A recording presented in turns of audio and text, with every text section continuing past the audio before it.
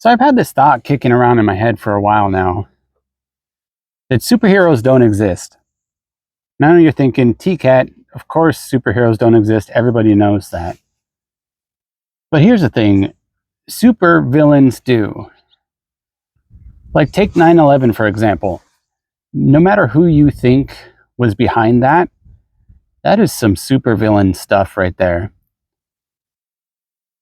And it got me thinking, like all of these man-made tragedies, acts of terrorism, mass shootings, bombings, all of that stuff, that is all like supervillain stuff, because supervillains don't need superpowers. They just need this commitment to create havoc and destroy and kind of like just create evil, bring evil to the world. That's what supervillains do.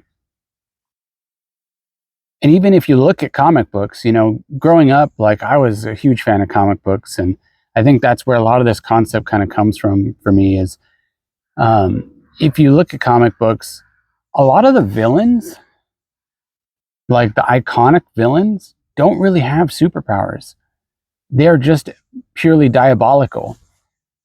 A lot of them are shown as having a higher level of intelligence, which if you look at a lot of acts of evil that are committed today, that is generally speaking considered a trait of, like serial killers and things like that, is this sort of higher level intelligence and intellect. But it's not like it's not that they're just smarter than everyone else, but at least they believe they are.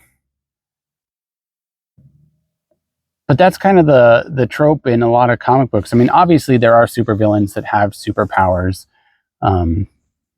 but they, and those don't exist in life, in real life. But as far as those kind of maniacal, diabolical, just out to do evil types, those definitely exist. But superheroes, even without superpowers, so if you just said heroes need to react. The heroes react to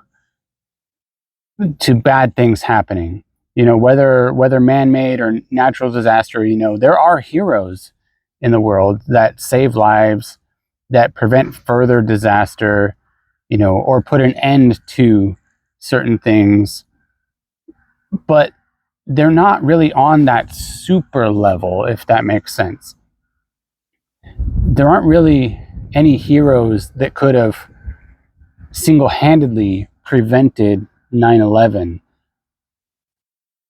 And that's the case with a lot of the similar type events that have happened in this world. It's just nobody could have flown in and stopped it.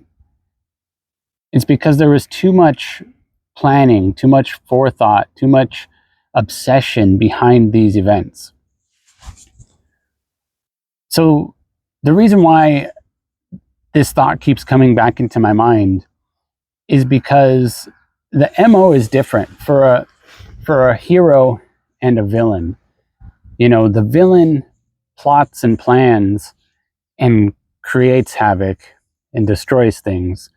The hero responds to that in an attempt to stop it, in an attempt to prevent it if they can. But oftentimes the damage is already done, because the villain has the upper hand. They can plot and scheme for years without anybody ever even knowing what they're up to. And you hear that a lot with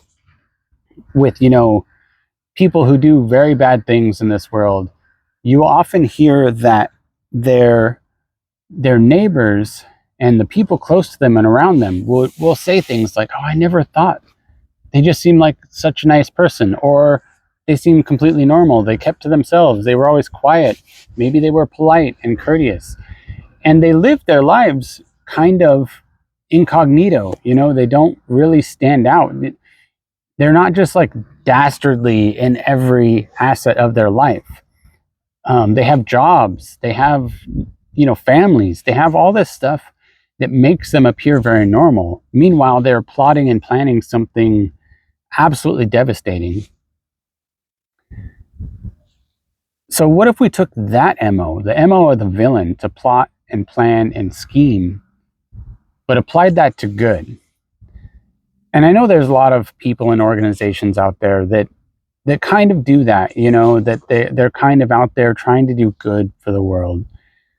But like villains, just they have this obsession about it that is the borderlines, or maybe even crosses the line into the realm of insanity or just craziness. You know, they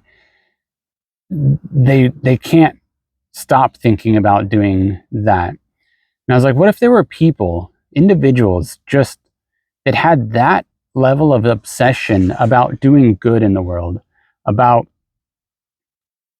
doing things on such a level that it would impact so many lives in a positive way. And maybe you know somebody like that. You know, if you do, like, I'd love to hear about it. Tell me a story about somebody like that you know, that really does good at that level, because I think the world needs more of that. The world has plenty of villains. The world has too many villains, and not enough people. I don't feel like you could call them heroes, because like I said, heroes want to respond and react to things, and they have to respond and react to things. But people who are the exact opposite of villains, because, you know, when you think about it, we think about villains and heroes as being opposites because they oppose each other. But if you think about the behaviors of a hero and a villain, they don't behave in a direct opposition. As far as, you know, heroes aren't constantly planning to overthrow evil, or to create good, I should say. They're not constantly planning to create good. But if the world had more people like that, I think it would be a much better place. You know, maybe that already exists and it's just so hidden to me that I don't realize it. And maybe if you share some stories with me, you know, maybe that'll shine some light on that area. But I feel like not only do we need more people like that, but we need a movement like that. We need a name for that. You know, if you have villains and criminals, and you have heroes, like what is the name of this person, this type of person that lives their life to create good? You know, and they're doing that despite whatever bad people are doing. They're not out there hunting bad people. They're not out there on the streets trying to stop crime. They are just outrageously living their life for good. So yeah, that's just something I think about, and I've been thinking about, and I'd like to know your thoughts on it.